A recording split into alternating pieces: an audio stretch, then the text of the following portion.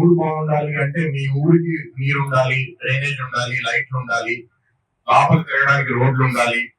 మీరు వేసే చెత్త అక్కడ ఉండకుండా చెత్తని బాగా క్లీన్ చేయగలగాలి. అది మీ ఊరు బాగుండాలి. అది రెండో అంశం. మూడో అంశం ఏంటి అంటే మీ ఊరు బాగుపడడానికి మీకు అన్ని మీ దగ్గర ఉండకపోవచ్చు. పక్కన ఇంకో పెద్ద గ్రామానికి వెళ్ళే అవసరం ఉండొచ్చు. సో ఈ ఊరు నుంచి ఇంకో ఊరికి కనెక్షన్ జరగాలి. అంటే దాని అర్థం ఏంటి? ఈ ఊరు నుంచి ఇంకో ఊరికి రోడ్లు జరగాలి. అది మూడో అంశం. రోడ్ కనెక్టివిటీ అనేది మీ గ్రామం నుంచి ఇంకో గ్రామానికి.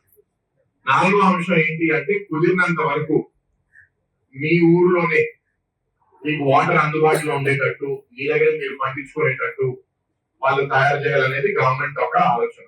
అది కొన్ని దగ్గర భూముల దగ్గర చేయగలుగుతాము, ఎక్కడ భూమి లేదో చేయలేము. ప్రతి ఊరికి వాళ్ళే అంతా పండించుకోవాలంటే కుదరకపోవచ్చు. కానీ ఆ ప్రయత్నం మాత్రం చేయాలి. అండ్ ఎవరైతే ఇక్కడ ఆవులు గుర్రెల్ని పెంచుకుంటారో వాళ్ళ కోసం కూడా షెడ్లు ఉండాలి, అవి కూడా ఉండాలి అనేది కూడా ఇంకో పాయింట్. పంచాయతీ డిస్ప్యూటెడ్ మేము తెలుసా మమ్మల్ని అడిగితే మేము తెలుసామని మేము అంటాము. కానీ ఇక్కడ గెలిచిన ఆయన ఇంకొకరు ఉన్నారు, లా ఇంకా దగ్గర కోర్టులో ఫైట్ చేస్తున్నారు. ఆయన పదవిలో ఉన్నంత వరకు ఆయన గౌరవిస్తాము.